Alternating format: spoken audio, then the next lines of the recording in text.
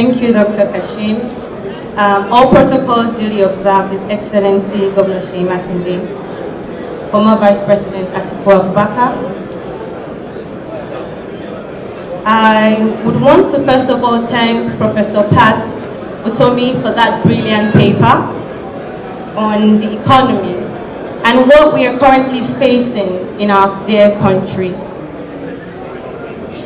He made a very, very strong statement when he said, the voice of the people is the voice of God. The voice of the people is also the voice of power. The first question I want to ask each and every one of us sitting today as leaders in our various perspectives and as stakeholders, is our economy a pass or a failure currently, today? The youths of Nigeria are the most affected people of Nigeria's economy today. Currently in our country, we have 80 million Nigerian youths who are out of jobs. Not people who cannot work. People who have the ability to work but cannot find a job. 80 million Nigerian youths. In recent years, more youths have been impoverished in Nigeria than in any other country of the world. And we have also been ranked as the worst place to live in. And I'm very sure that if our economy was thriving, like they are making us to believe, we would not currently be the worst place to live in the world. We are even nicknamed the world's capital of poverty. All of that must change. All of that needs to change. And the time to change it is now. Because I have not, we've not had a reason to interact with your... Nigeria currently has the highest number of poor people in the world. 141 million Nigerians are poor in a country of 200 million people. 141 million Nigerians currently cannot find food to eat. In a country of 200 million people, that is more than half of our population. Is that a pass or a fail? In 2022, before the coming of this government, our GDP stood at $477 billion. By 2025, they came with a new word. They said they are rebasing. These are the same people. Before they came to power, they asked us one question. Now statistics we will talk. Today our economy is so bad. Every day what they do now is dish out statistics. We are all now eating statistics. In 2025, currently, our GDP has fallen to $285 billion. Even after the rebasing, that is a 40% decrease in just 2 years. So what exactly is this government doing with our economy? And the people who face this the most every single day of their lives are the Nigerian youths. Today we have over 20 million out of school children.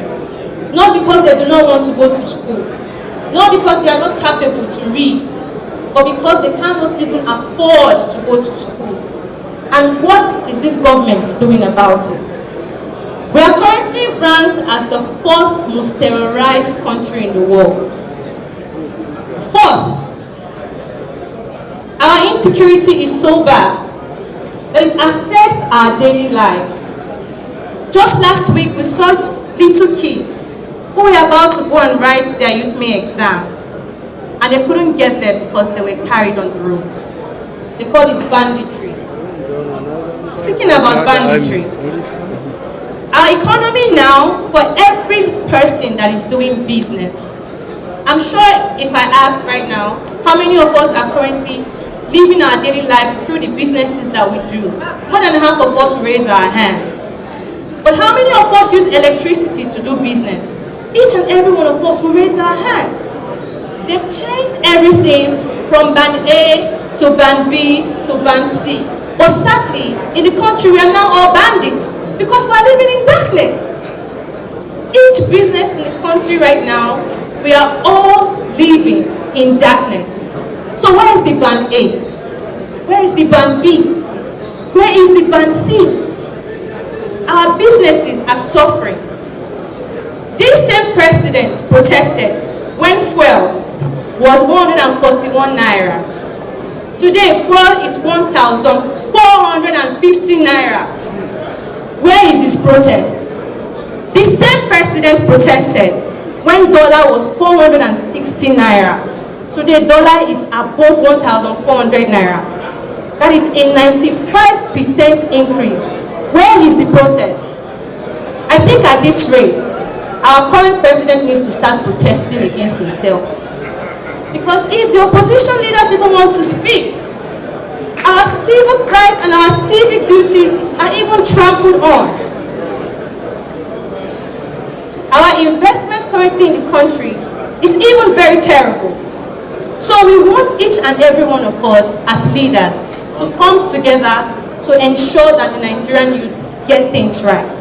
To ensure that the Nigerian youth have a country that works, a country that functions, a country where people can afford food, where the economy can thrive, where people can go to school, where our economy can stand. And I want to plead with each and every one of us here as leaders of opposition parties, as we come together today, please and please, history will not remember this summit. No. History will remember the outcomes that will come out from this summit. Let it be our decision today would be to come out together, stronger than ever, not just to save me or to save yourself, but for your children, for us, for our future. Because we need to get on the same train, on a train to move Nigeria forward.